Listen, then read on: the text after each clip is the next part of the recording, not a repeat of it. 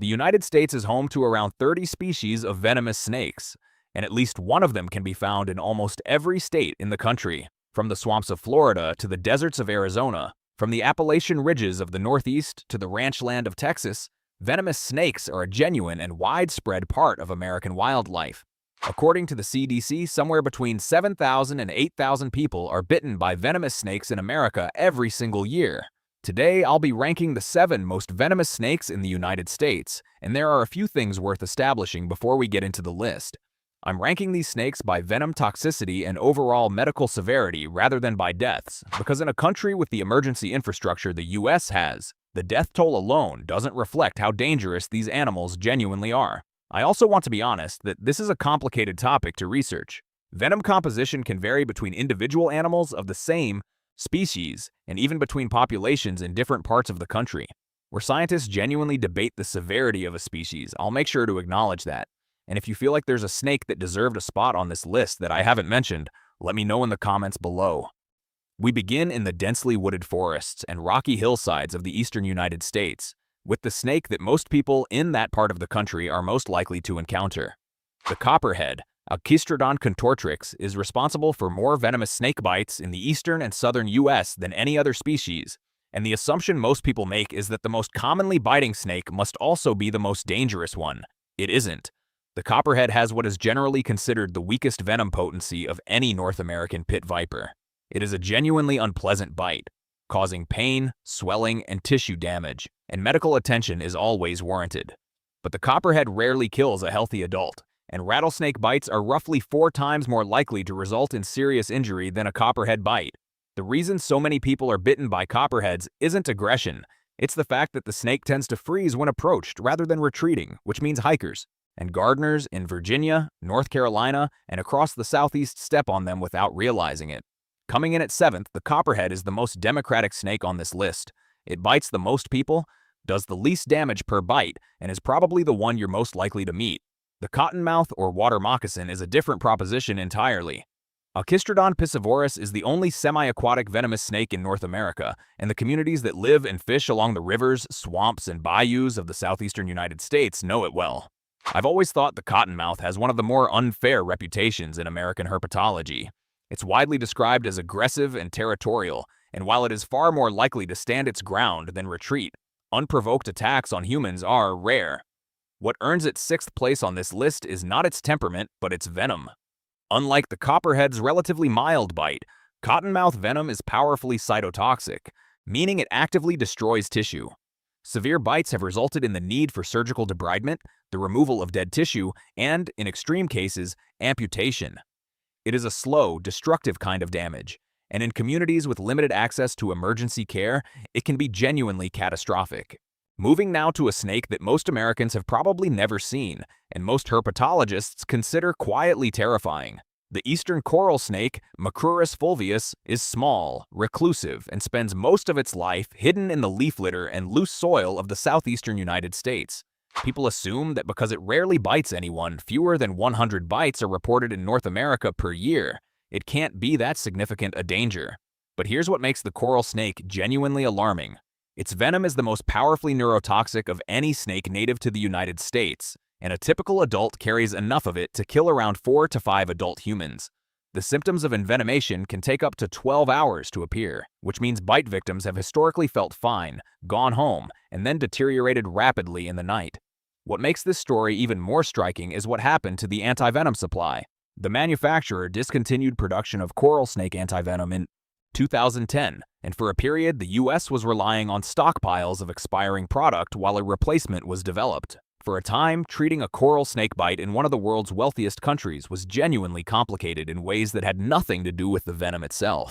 New antivenom has since become available, but the coral snake's story is a good reminder that the gap between danger and death is narrower than it looks. Heading now into the forested ridges of the Appalachians and the old-growth woodlands of the Northeast, we find a snake whose history in America goes far deeper than most people realize.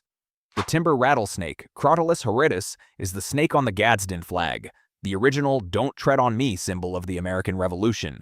It was chosen because early Americans saw it as embodying something distinctly American: patient, powerful, and reluctant to strike, but devastating when it did. Large specimens can reach lengths of over 1.5 meters and weigh close to 4.5 kilograms. The timber rattlesnake delivers a massive venom payload through long, curved fangs.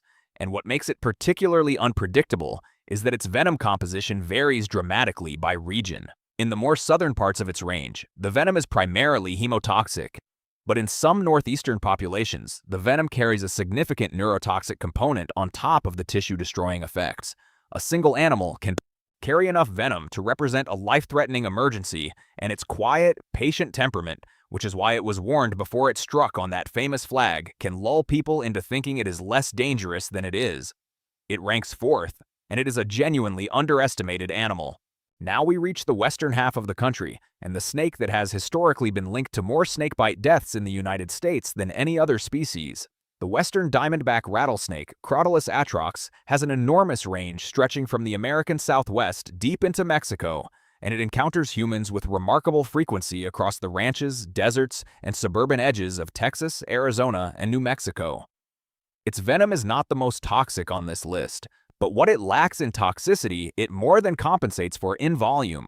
A full envenomation from a large western diamondback can deliver an enormous quantity of hemotoxic venom, causing severe muscle deterioration, massive internal bleeding, and damage to nearly every major organ. It is also notably more assertive than most rattlesnakes. It is less likely to retreat and more likely to hold its position and strike. The western diamondback ranks third, and its combination of widespread range, significant venom yield, and confident temperament is exactly why it has left such a mark on the history and culture of the American Southwest. Which brings us to a snake whose reputation is, depending on who you ask, either the most deserved or the most exaggerated in North America. The Mojave Rattlesnake, Crotalus scutellatus, is widely described as the most venomous rattlesnake in the United States, and the scientific record broadly supports that claim with an important qualification.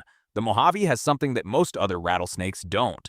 Many populations carry a potent neurotoxin in their venom called Mojave toxin, which attacks the nervous system rather than the tissue.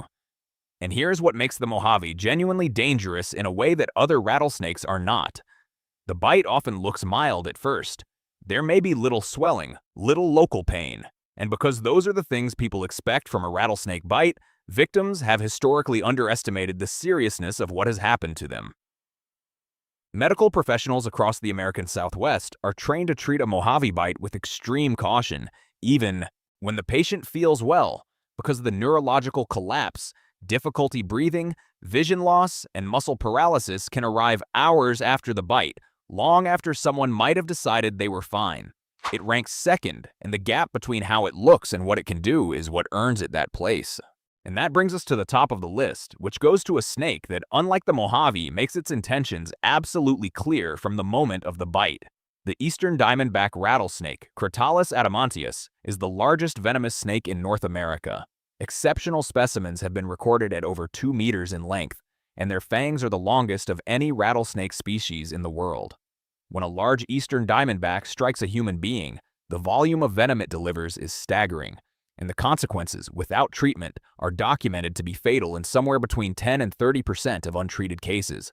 The venom destroys red blood cells, causes hemorrhaging from the wound site, triggers severe systemic bleeding, and can produce organ failure within hours. It is, measured purely as a biological weapon, one of the most formidable animals on this continent. And here's the thought I keep coming back to as I put this list together.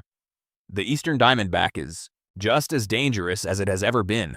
It hasn't changed. What changed is the world around it, the network of emergency rooms, the anti-venoms, the air ambulances, the trauma teams. The snake that sits at the top of this list doesn't kill many Americans, not because it is anything less than deadly. It doesn't kill many Americans because they are lucky enough to live somewhere with the infrastructure to survive it. Take that infrastructure away, and this animal belongs on a very different kind of list. That's the thought I want to leave you with, because I think it reframes the whole conversation. The danger of a venomous snake has never just been about the venom.